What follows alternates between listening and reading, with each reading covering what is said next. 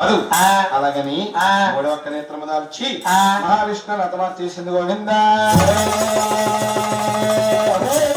అనుకుంటుందమ్మా అది శక్తి బాబు కూర్చో ఏమనుకుంటుందా ఇద్దరిని అతమార్చి చేశాను. అవును, ఇంకా ఉన్నాడు ఒకే ఒక్కడు మహేష్ బాబు అండి. మహేష్ బాబు ఎవరు ఒక్కడంటే మహేష్ బాబా ఏమండి గురువు గారు? కానీ ఓజీలో పవన్ కళ్యాణ్ లేదు. అలా కాదండి, బ్రహ్మదేవుడు చూస్తే అలా పరిగెట్టాడు, విష్ణువు చూస్తే ఇలా పరిగెట్టాడు. నేను ఎలా వెళ్ళాలా అని శంకర గుండెల్లో తక్కువ తక్కువ తక్కువ రైలు గంట పరిగెట్టేస్తున్నాడు బాబు. చిన్నవాడు కదా వచ్చి కింద నుంచి మాయమైపోతాడు. అయ్యి బాబోయ్, నీ పని ఏమి లేదు బాబు, కూర్చోలాగా. అయితే నాయన శంకరుడు నా మాట వింటాడు, కలియుగంలో దేవుడే ఉంటాడు. లేకపోతే వాడిని కూడా హతమార్ చేస్తాను. అలాగే మహాతల్లిని శంకరుడి దగ్గర బయలుదేరింది గోవింద. ఆ శ్రీశ్రేమో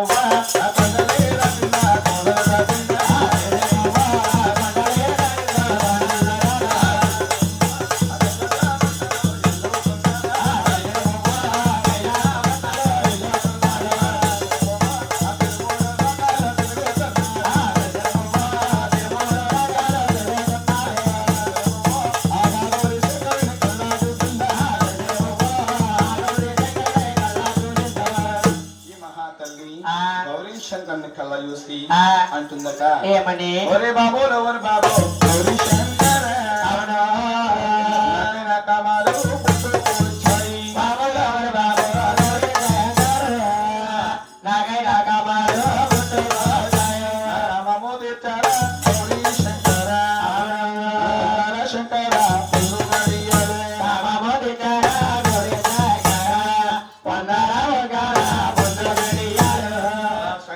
చెవులు మూసుకున్నాడు గోవింద. అమ్మ తొప్పమ్మ కన్నమ్మ తల్లి అమ్మ పెంచేవమ్మా తల్లిని పొందినవాడు తల్లిదే కాదమ్మా అన్నాడమ్మా గౌరీ శంకరుడు. ఆ మాట రావకించింది, ఏ శంకరా బ్రహ్మలోకము వెళ్ళాను, బ్రహ్మదేవుణ్ణి కామము తీర్చమని అడిగాను, వాడు కుదరదు అన్నాడు. ఒక నేత్రము దాల్చి హతమార్ చేశాను. రెండవ వాడి దగ్గరికి వెళ్ళాను, విష్ణుమూర్తి, వాడు కూడా కుదరదు అన్నాడు, వాడిని కూడా హతమార్ చేశాను. వింటావన్న మాట విను, దేవుడిగా ఉంటావు. ఏం పెడతావు? లేకపోతే నిన్ను హతమార్ వచ్చేసి నిన్ను కూడా హతమార్ చేస్తాను అంద మహాతల్లి. ఆలోచించాడమ్మ శంకరుడు. చిన్నవాడైనా చాలా తెలివైన వాడు అనుకుంటున్నాడు శంకరుడు. ఓహో ఈవిడ సామాన్యమైన ఆవిడది కాదు, మా అన్నగారి ఇద్దరిని హతమార్ చేస్తుందా అలాగని చెప్పేసని ఏదో ఆలోచించాలి, ఉపాయం వెతకాలి. అలాగనమ్మా ఈ యొక్క శంకరుడు అంటున్నాడు మహాతల్లితో, అమ్మా నువ్వు పొందాలంటే నిన్ను నేనే పుట్టుకోవాలంటే నాకు ఒక షరతు. ఏమిటి శంకర నీకు ఒక షరత? ఏమిటా షరతు? నీకు ఏమి కావాలి కోరుకో అన్నదట మహాతల్లి. ఏమి కావాలా?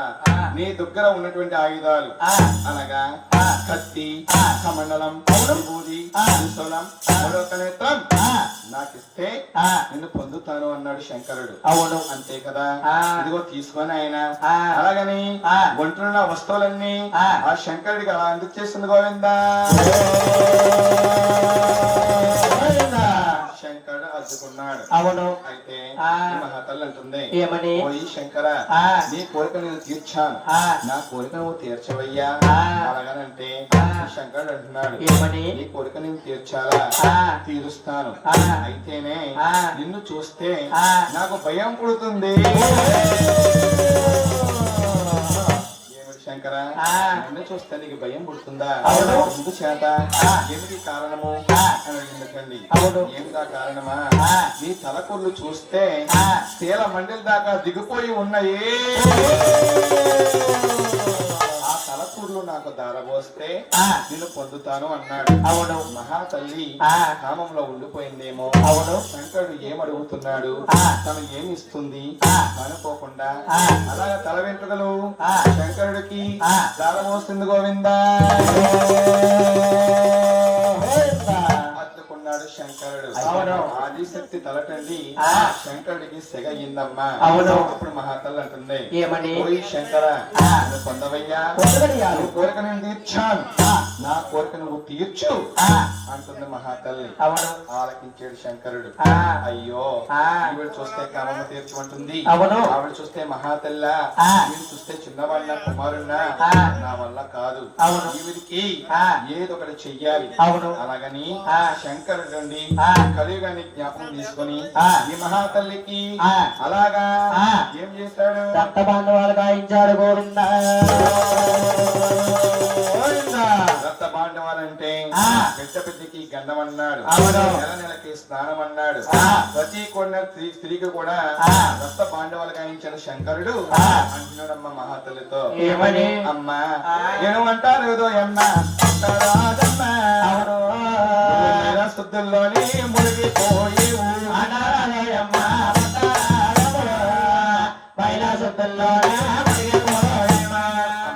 అమ్మా అంటుకోవాలంటే నిన్ను ముట్టుకోవాలంటే అయ్యో ఏడేడు స్తంభములు పాల సముద్రాలే స్నానాలు చేసమ్మా తొందరగా రవి.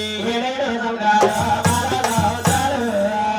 తానాలో చేసమ్మా అలాగొస్తే నేను అంటుకుంటాను, నిన్ను ముట్టుకుంటాను అన్నాడమ్మా శంకరుడు. అవును. ఆ మాటలు విని మహాతల్లి ఏం చేస్తుందా? ఏం చేస్తుందండి? అయ్య కొండలేదా కింద కోడలేదా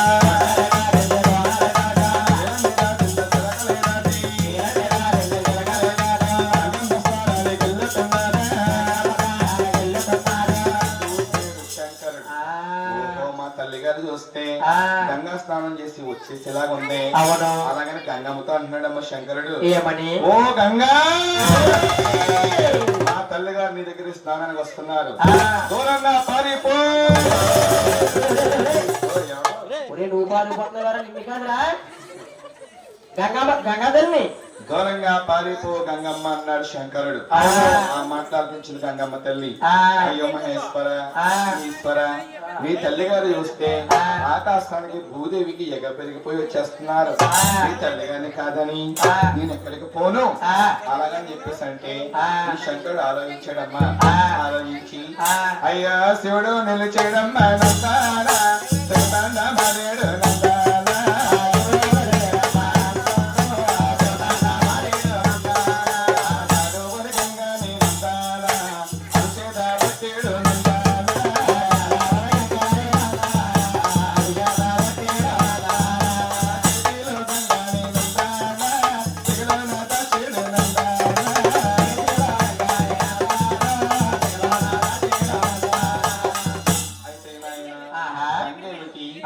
లోపల దాస్తం ఏమిటి అనుకోవచ్చు మీరందరూని. గంగ అంటే ఒక స్త్రీ, స్త్రీని తీసుకుని ఈ శంకరుడి అలా జట్లో బంధించాడు గోవిందా. కూర్చున్న గంగమ్మ అంటుంది, ఓ ఈ శంకర, ఈ తల్లి గారిని కాదన్నావు, సెగ లోపల బంధించావు, కానీ ఈ సెగ నాకు చాలట్లేదే, నాకు వేరే మార్గము కావాలి అన్నదటండి. ఆలోచించి శంకరుడు ఈ సెగలోంటి ఒక దారి కింద సృష్టించాడు గోవిందా.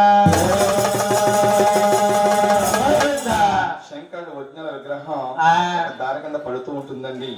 అయితే నాయన ఈ మహాతల్లికి ఏం చేశాడు శంకరుడు?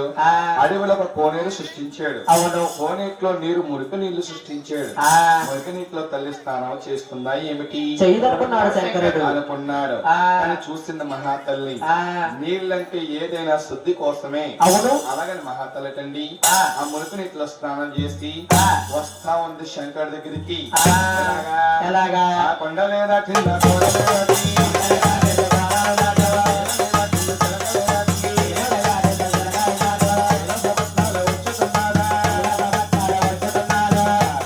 చూసాడమ్మ శంకరుడు. తల్లిగారు చూస్తే కామము తీర్చమని అడుగుతుంది, వచ్చేస్తుంది మహాతల్లి.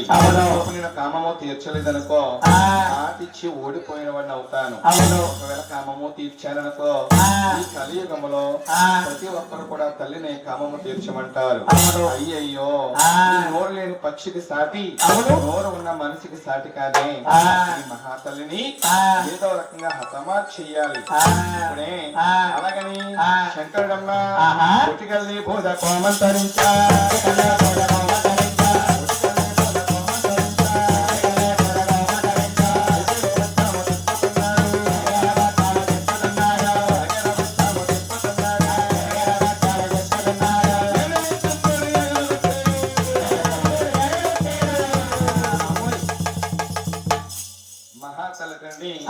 అలాగ కుప్పలాగా కూలిపోయిందమ్మా. అవును శంకరుడు అనుకుంటున్నాడు ఏమని, ఇప్పుడే నేను వెళ్ళి మా అన్నగారికి ప్రాణం పోయాలి. అలాగని ఈ తన్మహా తల్లిని హతమార్ చేసి ముందుగా శంకరుడు బ్రహ్మలోకాలు వెళ్ళి బ్రహ్మదేవుడికి ప్రాణం పోసి ఇద్దరు కలిసి వైకుంఠ పట్నాలు వెళ్ళి మహావిష్ణువుకి ప్రాణం పోసాడు. గురుని ఒక చోటకి అంటే తల్లి గారు బూడిద చేసిన ప్రదేశానికి వచ్చారు. అయితే శంకరుడు అంటున్నాడు ఏమని, అన్నలారా తల్లి గారే నా వద్దకు వచ్చి కామము తీర్చమని కానిపట్టు పట్టింది. అవును అలాగే అని చెప్పి ఒంటిలో నా వస్తువులన్నీ ఉడిచేసి ఆవిడ్ని అర్ధాంతరంగా అతమార్ చేశాను అన్నయ్య. అవును ఇప్పుడు ఏం చేద్దామో చెప్పండి అన్నలారా అన్నాడమ్మా శంకరుడు. అవును ఆ మాట ఆలకించాడు బ్రహ్మదేవుడు. తమ్ముడా ఇప్పుడు ఏం చేస్తానో చూడు. అవును అలాగని బ్రహ్మదేవుడు తల్లి గారిని హతమార్చిన బూడిదుంది కదా దాన్ని 4 భాగాలుగా చేశాడు. దానిలో 3 భాగాలు తీసి బొమ్మలు చేసి ప్రాణాలు పోసి పేర్లు పెట్టి అలా కళ్యాణం ఆడుతున్నారమ్మా ముగ్గురుని. ముందుగా బ్రహ్మదేవుడు సరస్వతీ దేవి అని అలా కళ్యాణం ఆడాడు గోవిందా. రెండవాడే విష్ణుమూర్తి లక్ష్మీదేవి అని అలా కళ్యాణం ఆడాడు గోవిందా.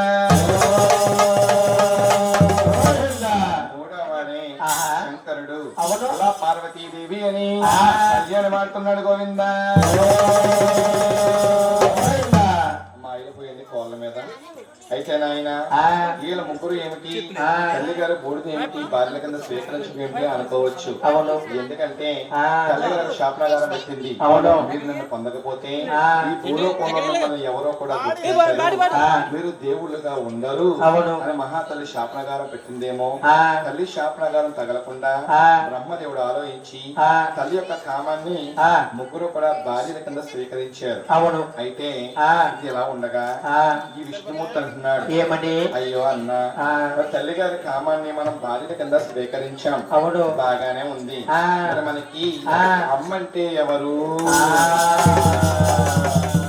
మనకి తల్లి లేనిదే చనువు లేదు కదా అన్న, మనకి తల్లి ఉండాలి కదా అన్నాడమ్మా విష్ణుమూర్తి. అవును అప్పుడు బ్రహ్మదేవుడు అంటున్నాడు ఏమని, తమ్ముడా నేను ఒక ఉపాయం ఆలోచించాను. అలాగని ఇప్పుడు ఏం చేస్తానో చూడు. అలాగని ఆ 4వ భాగం బూడిదుంది కదమ్మా, ఆ బూడిదని తీసుకొని బ్రహ్మదేవుడు ఒక బొమ్మను చేశాడమ్మా. ఈ యొక్క విష్ణుమూర్తి ప్రాణం పోస్తున్నాడు. ఈ శంకరుడేమో రాతలు రాస్తా ఉన్నాడు. అయితేనే ఈ బొమ్మకు ప్రాణం వచ్చింది. అవును ఆ బొమ్మ అంటుంది ఏమని, ఓయి బ్రహ్మ విష్ణు శంకర నన్ను ఒంటరిగా పెట్టారు, ప్రాణం పోస్తారు, బాగానే ఉంది. నా ఊరేమిటి, నా పేరేమిటి, నేను ఉండే స్థానం ఏది అన్నదటండి. ఆ మాట ఆలకించిన ముగ్గురు అంటున్నారు ఏమని, అమ్మా ఊరు ఉందమ్మా, పేరు ఉందమ్మా, పేరు ఉంది తల్లి, ఎక్కడ ఉంటున్నావో చెప్పను అమ్మా. అలాగని అంటున్నారట. అమ్మా నువ్వే ఆ పెద్దవాడ కొండల్లో వెలుస్తున్నావో తల్లి, నీ పేరే దుర్గా భవానీ. ఓ బ్రహ్మ విష్ణు శంకర నేను బజవాడ కొండలో వెలుస్తున్నానా, అవును నా పేరు దుర్గా, ఆ పేరు నాకు వద్దు. ఏమిటమ్మా దుర్గా అనే పేరు వద్దా, అవును ఎందుకు వద్దు, ఏ కారణం చేత వద్దు అని అడిగితే, దుర్గా అనే పేరుకి చాలా కోరికలు ఉన్నాయి, ఆ కోరికలు మీరు తీరుస్తారా, నాకు దుర్గా అనే పేరు పెట్టండి, లేకపోతే ఆ పేరు నాకు వద్దు. అమ్మా నీ కోరికలు ఏమిటో చెప్పమ్మా, నేను తీరుస్తాము తల్లి అలాగని చెప్పేసానంటే ఈ మహాతల్లి కాళికా రూపం అవతరించి ఏమంటుందా, ఏమన్నది ఆవిడ హారమో హారమా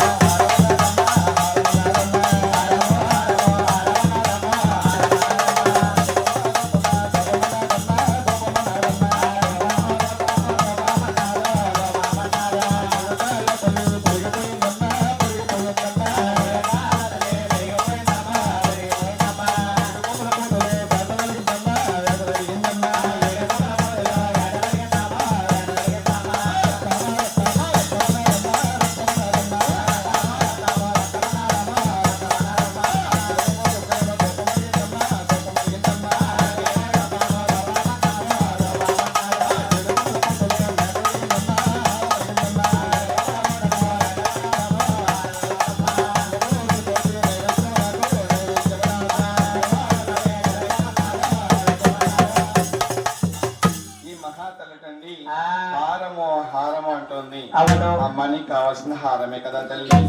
నువ్వు బెజవాడ కొండల్లో వెలిసినప్పుడు బెజవాడ ఉండే ప్రజలందరూ కూడా నీకు హారము పెడతారు తల్లి. ఆ హారం తీసుకో తల్లి అన్నారటండి. ఆ మాట ఆలోచించిన ఆ విషయంతండి. ఓ ఈ బ్రహ్మ విష్ణు శంకర, ఆ విజయవాడ కాపురస్తులు పెట్టే హారమా నాకు అంటదు, నాకు ముట్టదు, నాకు సరిపోదు.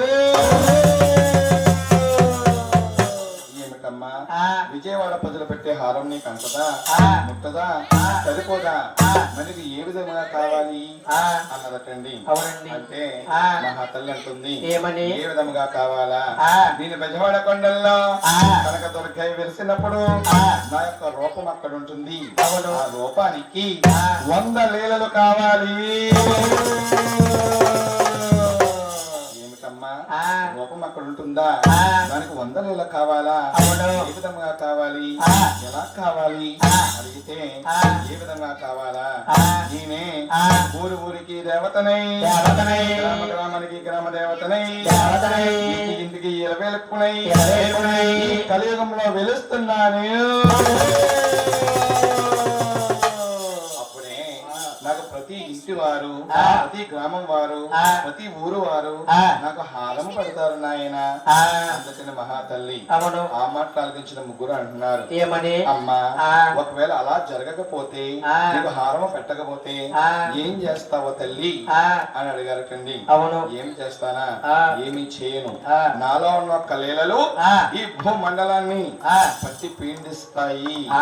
ఏ విధంగా అనుకుంటున్నావా, జబ్బులు, కలరాలు, మహేశ్వరాలు, కలరాలు, పొంగులు, కోటకాలు, తోళ్ళకు నోటికి కాళ్ళు, కాళ్ళకు సలుపులు అదే విధంగా కాయిస్తాను. ఒకవేళ అలా కాయించలేదు అనుకో, కృష్ణా కోనిట్లో పడి నా మత్స్య మాపుకుంటాను అంద మహాతల్లి. అమ్మా వద్దమ్మా, అంత మంచి యుద్ధమ్మా, నీకు ఊర్లిస్తాము, వీళ్ళిస్తాము. అలాగని ఊరికి దేవతవై, గ్రామానికి గ్రామ దేవతవై, ఇంటికి ఇలవేల్పువై ఇస్తున్నావు తల్లి. అలాగని మహాతల్లి కదండి నోట్ల కపేలు ఎంచుతున్నాడు గోవిందా.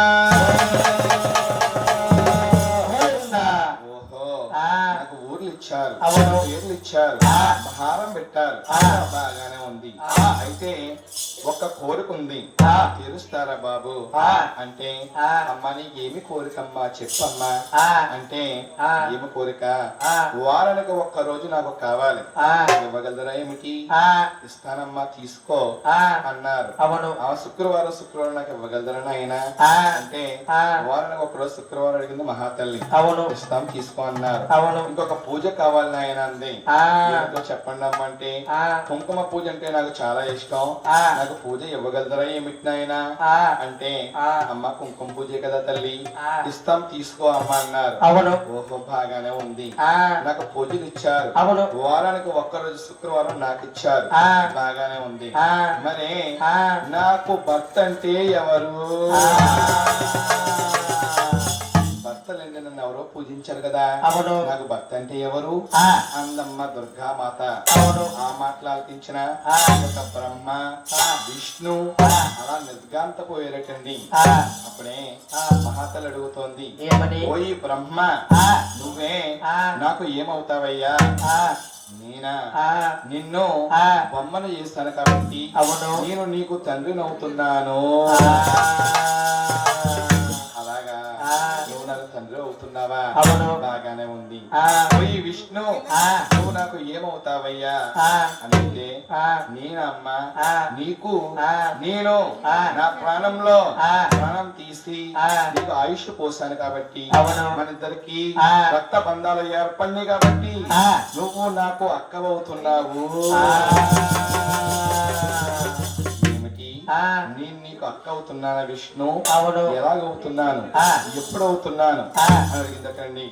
ఎలాగవుతున్నావా, ఈ విష్ణు అవతారం చాలించేసి కలియుగంలో 7 కొండలనే నామముతో 7 కొండల్లో వెలుస్తున్నాను. వెలిసినప్పుడే గజవాడ కొండల్లో ఓ దుర్గా భవానీగా కొలువు నీరు ఉంటావు తల్లి. కొండకు వచ్చిన భక్తులు నన్ను దర్శించి 7 కొండల వారికి అక్క ఉందని చెప్పేసి అని నీ దగ్గరకు వచ్చి నిన్ను దర్శిస్తారు తల్లి. ఇంటికి వెళ్ళిన తర్వాత నీ పేరు మీదుగా నైవేద్యం పెడతారమ్మా అన్నాడమ్మా విష్ణుమూర్తి. అవును. ఓహో బాగానే ఉంది. అవును. లాస్ట్ వాడు శంకర్ని అడుగుతుంది మహాతల్లి, ఓ ఈ శంకర నువ్వు నాకు ఏమవుతావయ్యా అంటే, నీనా నీకా భర్తనవుతున్నాను. శంకర నువ్వు నాకు భర్తవా? అవును. ఏ కారణం చేత? ఎప్పుడు అని అడిగాడుందటండి మహాతల్లి. ఏ కారణం చేత? కారణం చెప్తున్నాను ఆలకించి తల్లి. ఆనాడే నువ్వు నా వద్దకు వచ్చి కామము తీర్చమని అని పట్టినప్పుడు నీ ఒంట్లో నా వస్తువులన్నీ ఒలిచేసి నేను అర్థాంతరంగా అతమార్పు చేశానమ్మా. కాబట్టి ఈ యుగములో నేను నీకు భర్తనవుతున్నాను. ఎప్పుడవుతున్నావు శంకర అని అడిగిందటండి. ఎప్పుడవుతున్నానా? నేనే నువ్వు దుర్గాభవానివై ఇంద్రకిరద్ర వెలిసినప్పుడు నేను శ్రీశైల కొండల్లో మల్లికార్జునుగా వెలుస్తాను. మల్లికార్జునుడే వెలుస్తున్నాను. ఆ మల్లికార్జునే వెలిసినప్పుడు ఒక పక్క నేను, మరి పక్కన భార్య దేవిగా నువ్వు నా పక్కన చేరుతావు తల్లి. అలాగా ఒక రూపం ఏర్పడినప్పుడు నువ్వు నాకు భార్యగా నిన్ను నేను స్వీకరించినట్టే అన్నాడమ్మ శంకరుడు. ఆ మాట ఆలకించింది. అందుకే నీ గుళ్ళో కూడా నువ్వు ఏమంటారో తెలుసా? దుర్గా మల్లేశ్వరి ఆలయం అని చెప్పేసి అని పేరు పొందుతావని చెప్పేసి అని దుర్గా భవానికి చెప్పారటండి. అందుకే శంకరుడు ఏమన్నారా? కైలాస కాపురమా శ్రీశైలం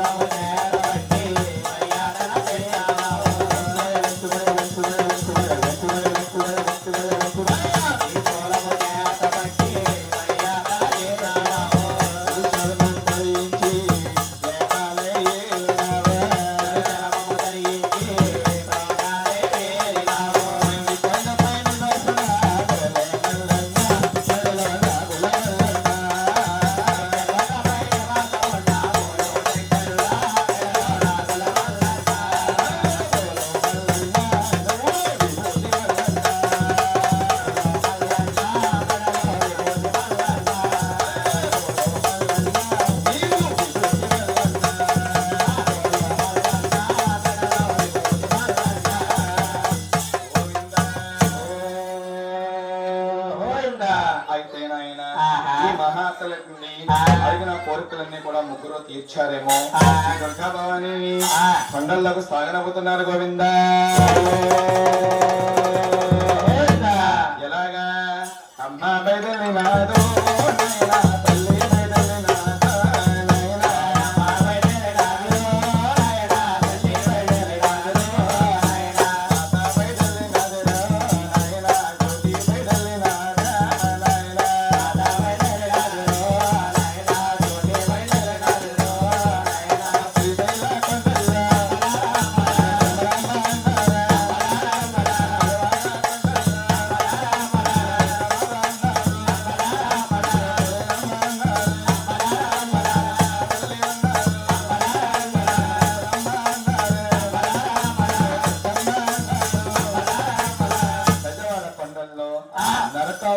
రాక్షసుని సంహరించింది కాబట్టి అవును అక్కడ విజయం సాధించగలిగింది కాబట్టి ఆ కొండనే అది ఇందాకే